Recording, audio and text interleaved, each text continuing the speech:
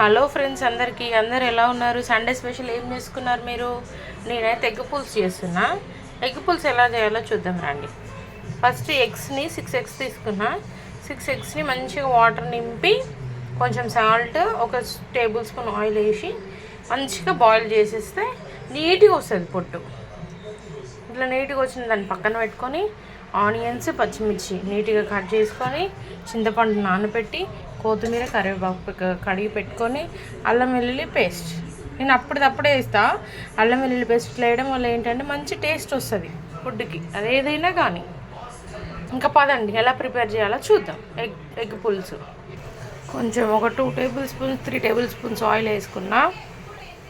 తర్వాత ఒక table spoon జీలకర్ర, ఒక టేబుల్ స్పూన్ ఆవాలు, ఒక 4-5 శనగపప్పు గింజలు వేసుకున్నా. తాలింపు ఎట్లా వేసుకుంటాం. ఇది కొంచెం వేగినాక ఆనియన్, పచ్చిమిర్చి వేద్దాం. ఇవి కొంచెం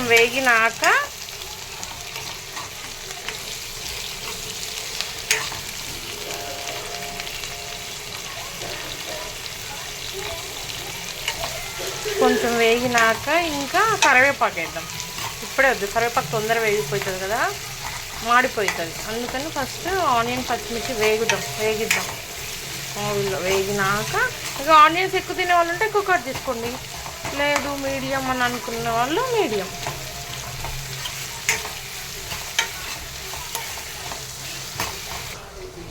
ఆనియన్ వేగేసరికి మనం చింతపులుసు తీసుకున్నాం దీన్ని. తర్వాత ఎగ్స్ని ఇట్లా చాక్తోని కాట్లు పెట్టుకోండి, ఎందుకంటే చింతపులుసు ఉప్పు కారం లోపలికి వెళ్ళి ఎగ్ టేస్ట్ ఉంటుంది అనమాట. ఓకేనా? కొంచెం ఫ్రై అయ్యాయి కదా ఆనియన్స్. ఇప్పుడు కరివేపాకు వేద్దాం. ఇంకా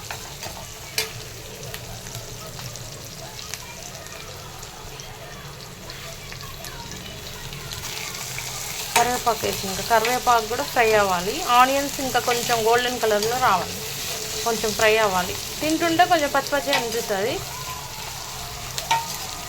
ఇంకా కొంచెం ఫ్రై అవ్వాలి. దాంతోపాటు కరివేపాకు కూడా ఫ్రై అవుతుంది. ఇంకా ఈ స్టేజ్లో ఉన్నప్పుడు కరివేపాకు వేస్తే సరిపోయింది.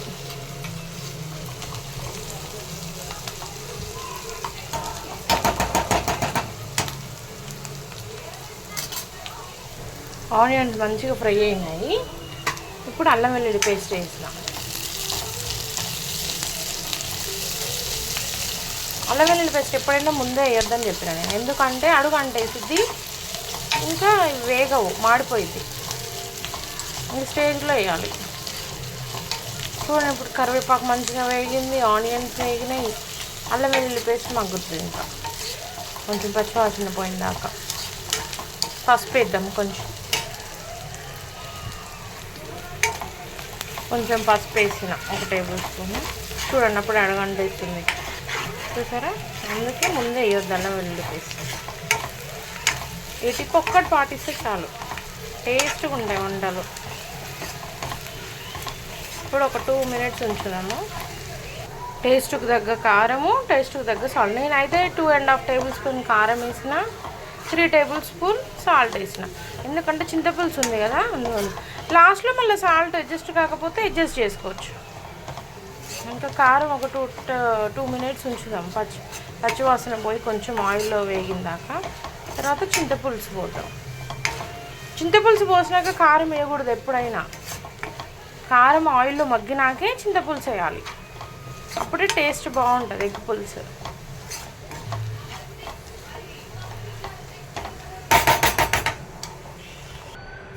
చింతపులుసు వేసిన, ఇంకా చూడండి కారం మగ్గింది, చింతపులుసు వేసిన. ఇప్పుడు సాల్ట్ ఉందా లేదా చెక్ చేసుకోండి. చింతపులుసు బాగా చిక్కపడాలి, బాగా మసలనివ్వాలి.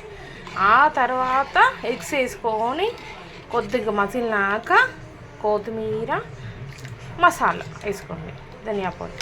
బాగా మసలాలి, చిక్కపడాలి పులుసు. కొంచెం ఒక పొంగు వచ్చినాక ఎగ్స్ వేద్దాం, సరేనా? చూడండి, ఒక పొంగు వచ్చింది. ఇక ఇప్పుడు ఎగ్స్ వేద్దాం, ఓకేనా?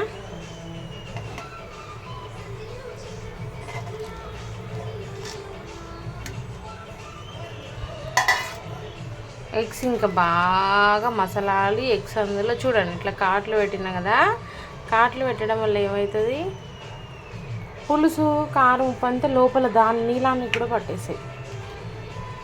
అందుకని ఇంకా బాగా మసాలాలి, దగ్గర పడాలి. ఈ టైంలో సాల్ట్ అడ్జస్ట్ కాకపోయినా అడ్జస్ట్ చేసుకోవచ్చు.